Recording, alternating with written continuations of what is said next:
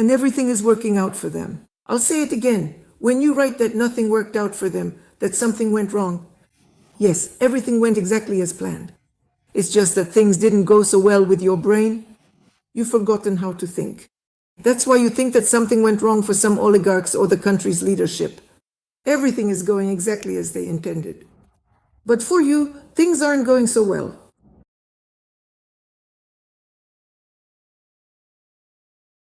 I'd like to take a moment to share a specific comment I just noticed in the chat.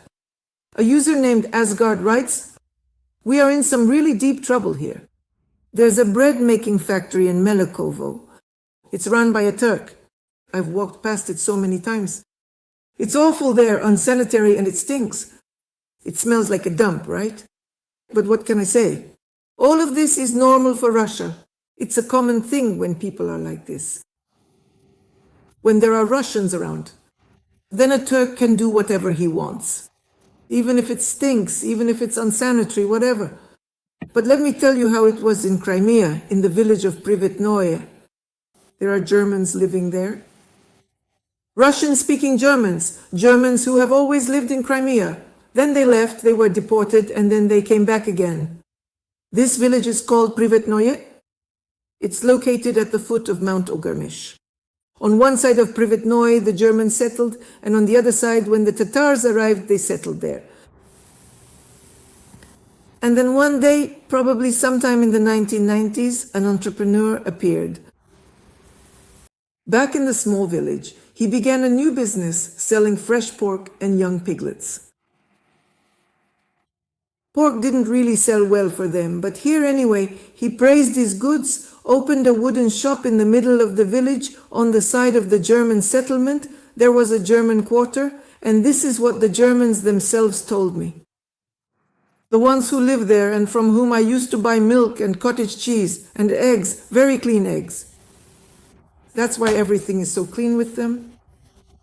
Why don't others have such cleanliness? So what was happening, friends?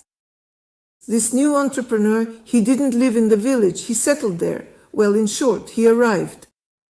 And somehow he raised piglets very quickly. He got a farm, they gave him some opportunity to have a farm, and he started breeding piglets. And piglets, they grew up in just 4 months. In 4 months, after he got them in the summer, 4 months later, he processed them, slaughtered them, and put the meat up for sale. The Germans, of course, bought it. You know, they actually seem to respect pork and eat it. They bought it. The meat sold out instantly. Probably within an hour, they brought the first meat back to him. And the next day, they returned everything they had bought from him. He was forced to give the money back. They didn't beat him, but they did kick him out of the village. Is that clear? These are Russian Germans. That's how they live in Crimea. So what about Asgard in your Belgorod region? Is this what's going on? A Turk arrived. There's unsanitary conditions, some strange bread or whatever it is he's making. What is he feeding people? But the people are satisfied. The people aren't complaining. No one brought it all back to him. No one called the sanitary inspection. The men didn't get together and say, "What are you doing there?" After all, if a person lives in filth, if he gives you dirty food, then he's afraid that someone else will crack down on him for it. Well, money is the first thing he would have to pay, right? Some kind of fines. Or just a fist. He's afraid of that too.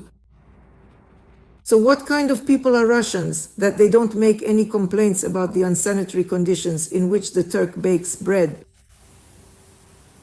But the Germans returned everything down to the last piece. They made him pack up his tent and leave, out of the center of their freedom. Got it? That's how the Germans do it. They didn't rely on any law. They came to him themselves, all of them. He stood in front of the whole village and tried to justify himself.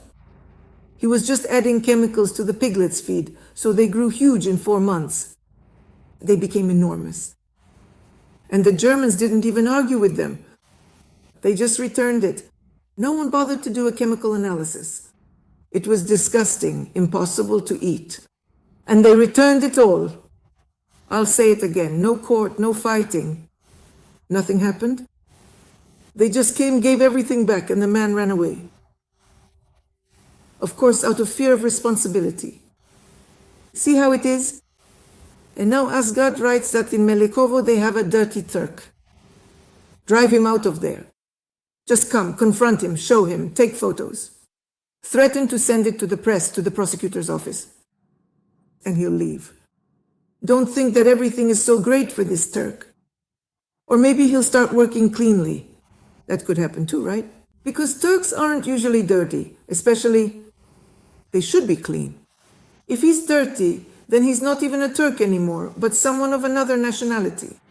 Cleanliness is something we have in our souls, or else we'll just be afraid, running around, farting, and being scared.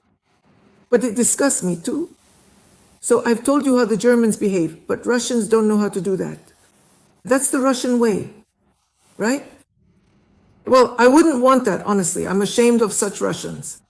Where does so much cowardice come from? Where does so much indifference come from? It's like spitting in your own face, really. It's a spit. You're all spitting on yourselves. Why do you need to spit in your own face?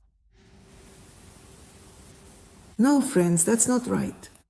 You simply can't ignore such things. This is your life, after all.